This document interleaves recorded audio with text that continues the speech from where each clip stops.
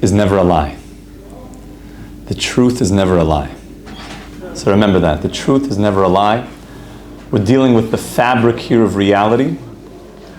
And we're speaking about how there's a very big difference between the creations, i.e., those things that exist, and existence itself.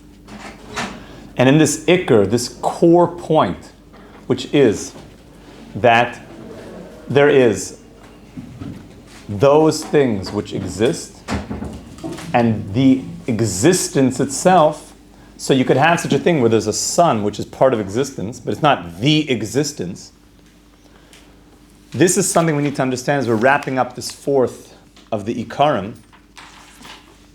Now listen to the words here of the Rambam. The Rambam is listing those that are leaving reality because they're connecting, God forbid, to falsehood. And he's speaking about those. And nowadays it's very challenging because we've been fed so many images and so many ideas. How many ideas does a person see in a day?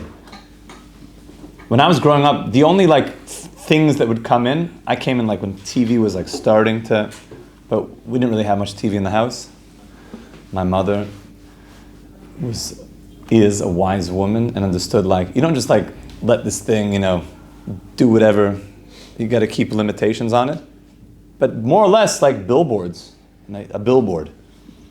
How many things do we see on these devices? How much are we exposed to? So nowadays, our thought process is very, very influenced by many things. And we have a lot of cognitive dissonance also.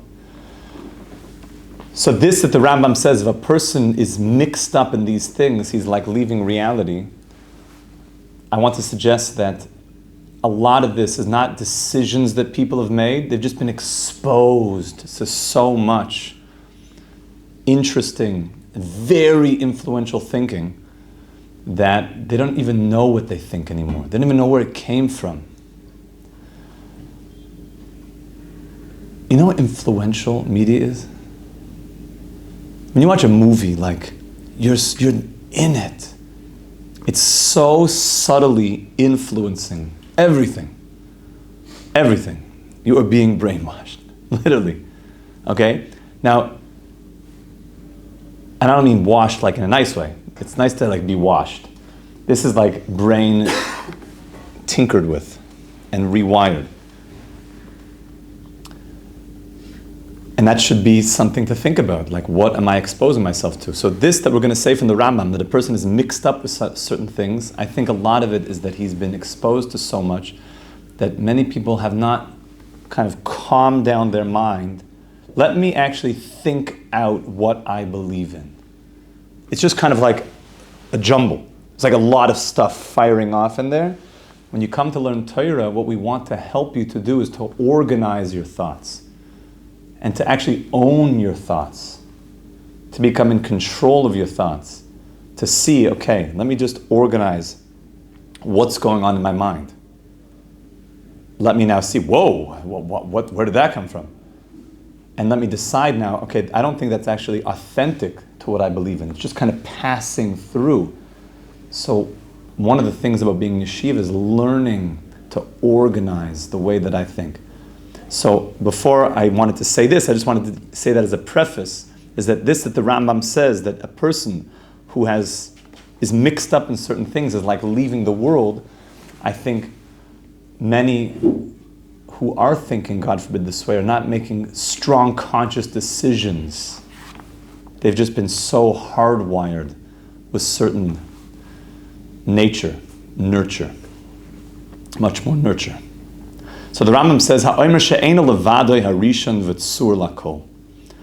person that says God is not the first. He's not the source of everything. That is a person who's leaving the reality. So look what the Ravid says. The Ravid says on this Rambam, it's like somebody says, you know what God is? God is the most wondrous artist. I love art. God is an artist. Sur oilamim, al tikrit sur el etzayer. God made a beautiful world. We love art. Art is magnificent. So God is a beautiful artist. But you know what? He had some help. Shemotzaloi simonim gedolim. He had he found some colors. He found some primordial elements. He found a palette. He found some oil paints. And then with that, he started to create things.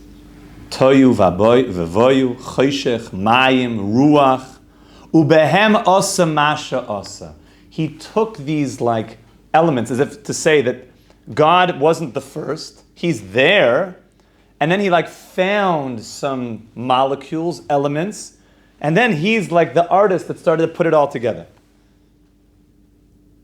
So even if we didn't think that far down the line of I understand God, but now that there's God taking elements and then moving them around, or maybe that's something to do with the soup that I think about, and that God is taking this primordial tovo, which has to be understood, what the Ravid means, primordial elements, and then arranging the world accordingly. Meaning building, from existing building blocks.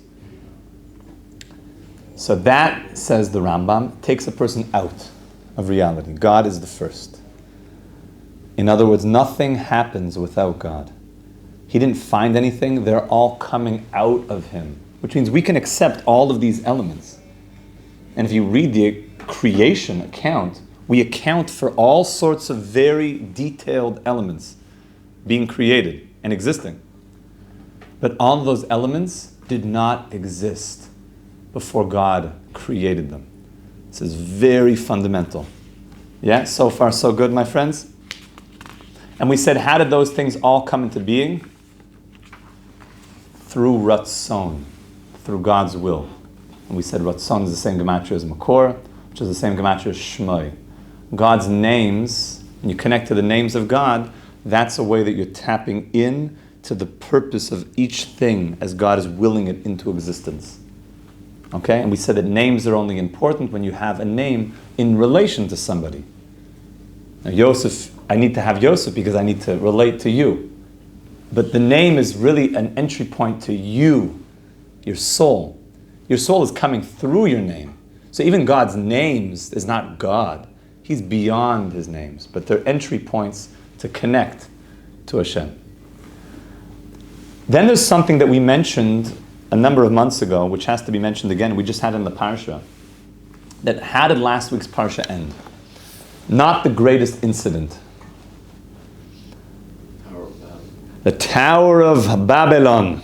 So what happened in the Tower of Babylon? The whole of humanity was unified,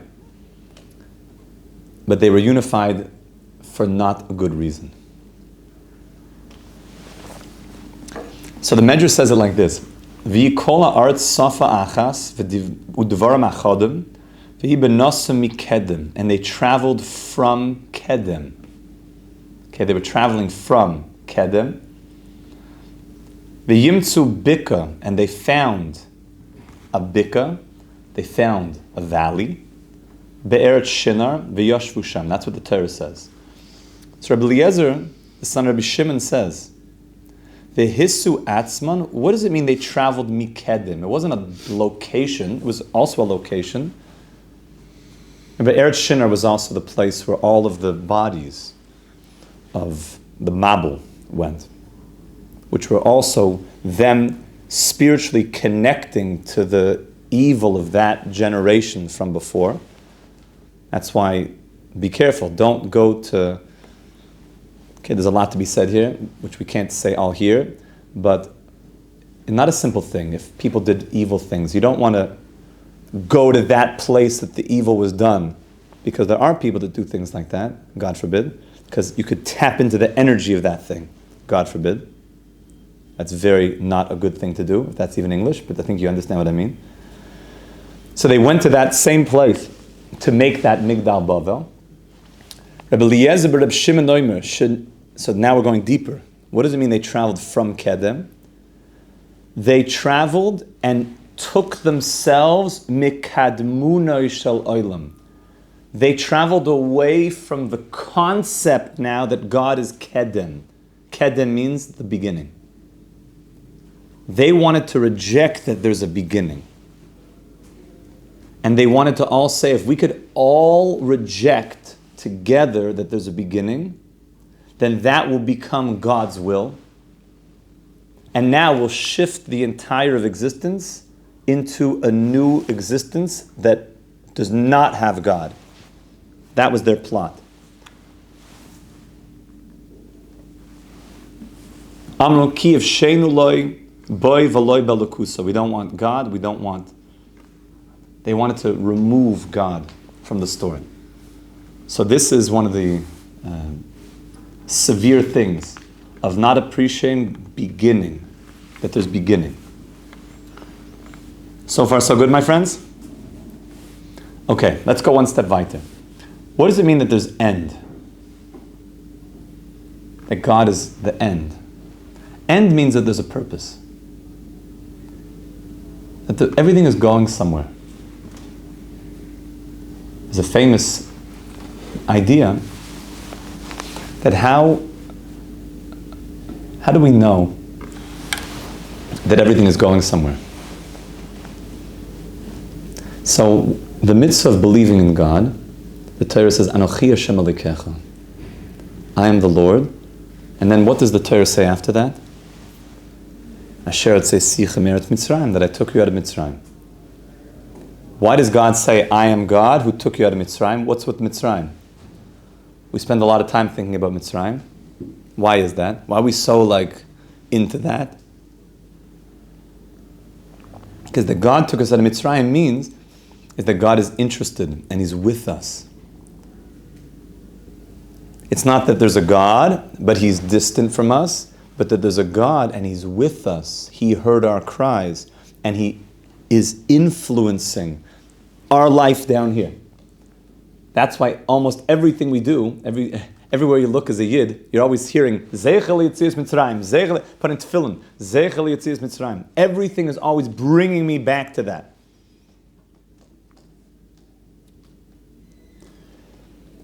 Says the Smag, include in that mitzvah of the awareness of God and the awareness that God is with us, he adds one more part, is that humanity is going in a destination, in a direction to Mashiach. That there's actually a purpose. We didn't just leave Mitzrayim to go party. We left Mitzrayim to get the Torah. Who knows what one of the questions that were asked when we get up to heaven are? Do you know they actually told us what we're going to be asked in heaven? There's three main questions. What's your name, my friend? Yonatan, great to have you. Yes, correct. Were we honest in business? What else? What's your name? So they do actually ask us about our name. That's a very deep thing. That's how we say our name at the end of Shemona Esrei. Did you set time aside to learn every day? Did you have set learning times? And there's one more classic one. Did you yearn for Mashiach? Sipisi Yeshua. Were you yearning for Mashiach? So says the Smag, how could they ask us a question if we weren't commanded? They're going to ask you that, were you anticipating Mashiach? Hashem, where was the commandment? It tells me you have to have set learning times. It tells me to be honest in business. A lot of Torah is about business. 1/4 of the Shulchan Aruch is about business. Right? Chodesh Mishpat. So where is the mitzvah of yearning for Mashiach? It says the Smag, Zarishon. When God says, I took you out of Egypt, it means that there's a destination that I'm bringing you towards. There's a mission here. There's a purpose to life. That is the makor of knowing that humanity is going in a direction. That's what it means. Hashem is the beginning and the end. That there's a purpose. All of life is bringing you towards a purpose. It's very, very important that we integrate that. That life is taking me towards a purpose. So I know that God is the source of life, and I know that the source of life is bringing me towards a destination.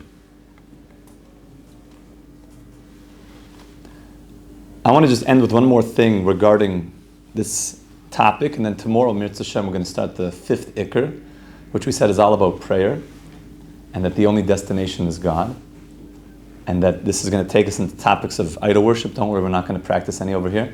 We're actually very against that. So don't get any ideas, guys, because I'll say no. Okay? We're going to speak a little bit about making blessings. And we're going to speak a little bit about the transition of this world into the next world. We should all have long lives, B'ezrat Hashem. But it says something fascinating. It says those that are righteous in this world, tzaddikim, even when they pass to the next world, they're called alive. So tzaddikim, afil b'misasam nikrim Chaim. Those that are righteous in this world, even when they go to the next world, when they die, they're called alive. And people who are Rishayim, lo aleinu, that are evil, even in this world they're called dead. But they're alive, they have a beating pulse. So Chazal mean they're called dead. What does that mean? So what Chazal are teaching us is that we have to have a new way of looking at life. Life means I'm connected to the source of life, which is emes, which means I'm connected. God is called alive. When the Rambam lists the things that God is not, don't think that he's limited, don't think he is. He actually says that God is something in the positive, alive.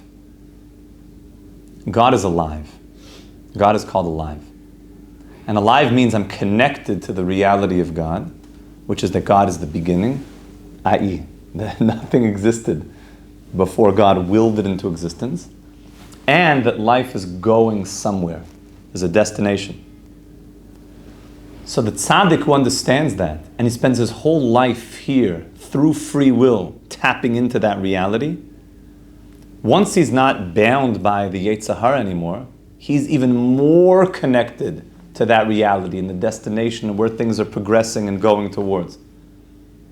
The way Rav Kook says it is death, I love this language, it's called hisgabrus achayim. Death is the strengthening of life.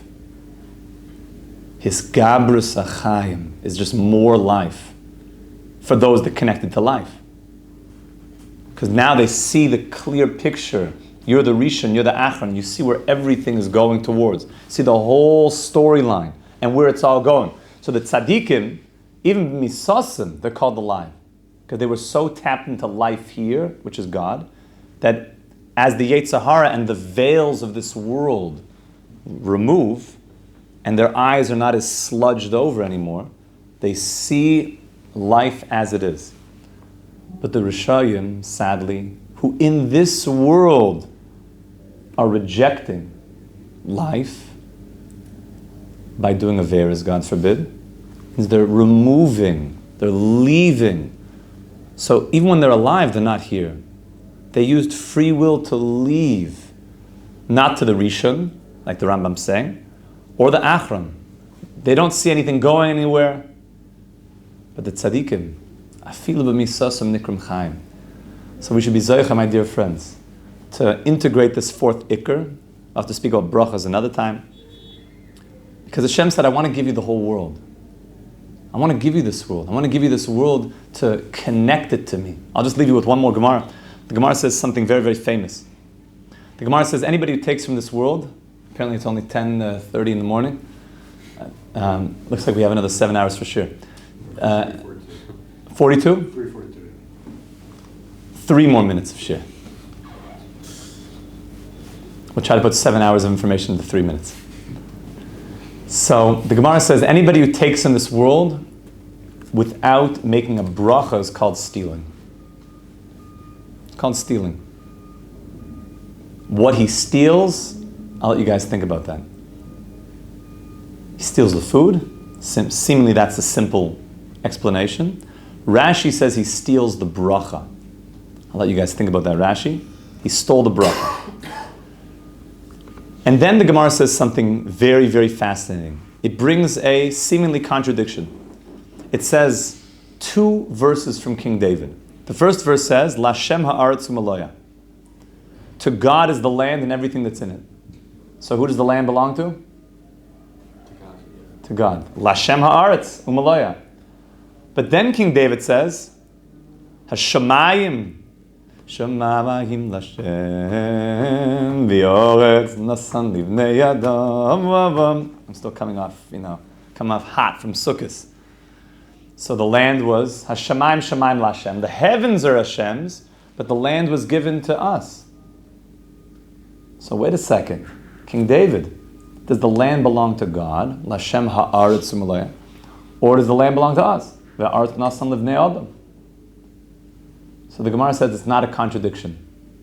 The land belongs to Hashem before you make a blessing on your food. The land belongs to you after you make a blessing on your food.